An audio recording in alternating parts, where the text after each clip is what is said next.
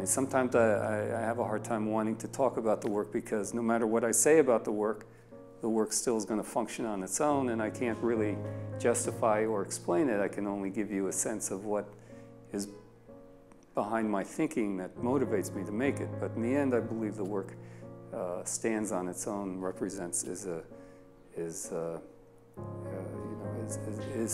something beyond what I can explain.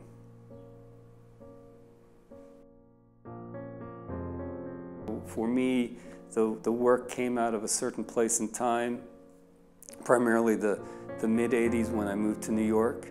And I believe that art is very much about a response to that time and that place. And in the mid-'80s, I was making these circle paintings, which were basically about conceptual abstraction, where abstraction sort of it wasn't just made for your choices were not basically just aesthetic.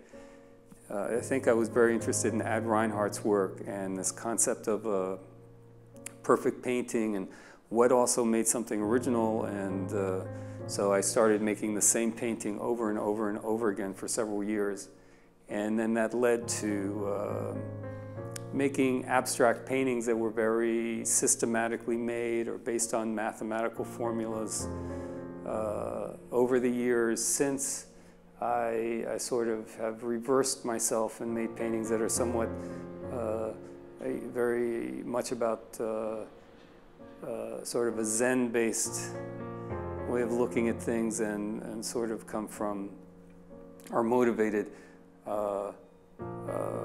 There's about a humanity in the works. This color painting is one of my most recent paintings, and the thing I like about this painting is there's like a physicality to these pieces. It's like they're all on honeycomb aluminum. They're all pretty heavy, but they have this part of that aspect is sort of like sculptural too. They're objects rather than just paintings. And the paintings are a lot, even though they seem very precise, they're actually, I always allow the process to show through. So for example, this is a very recent color painting, but I don't try to hide the blemishes from the painting. I was looking at some of my statements recently, and one of the things I oftentimes think about is that even though my paintings always involve rulers, I've never actually thought about them as being about lines, a bit more about a process where I start the painting from one point, and I repeat the act of cutting the tape and then painting the paint in layers and layers and layers of paint, a sort of a journey, or I don't know, journey so much as a starting and an end point. And even though the paintings oftentimes are similar, they always have a different start and end point in time. So I always think of them as different. I never actually think that I repeat myself.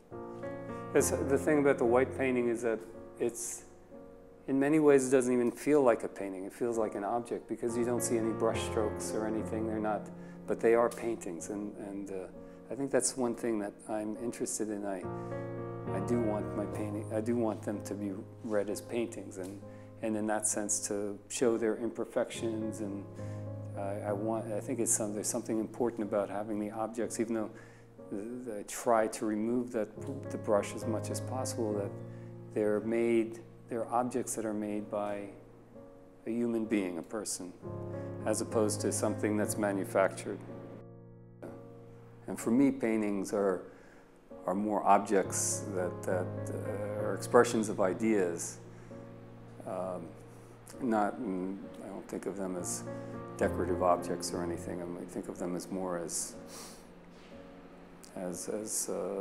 I think of, let's see, with my work, I think of it as somewhat conceptually based abstraction. And the black and white line paintings, which are more optical, like this painting, they came out of a process of making a painting that would be so optical that theoretically would be impossible to look at. That was an idea that interested me in the late 80s, where you could make a painting that functioned differently than painting is traditionally seen to function. The silver painting is one of my favorite paintings because I think it's interesting having the painting a silver painting on basically a silver piece of metal, and it's not a beautiful, perfect surface, but it's the subtleties of these lines, which is really just you see it through the shadow. It's just, I find this to be a very meditative painting. I do love this one.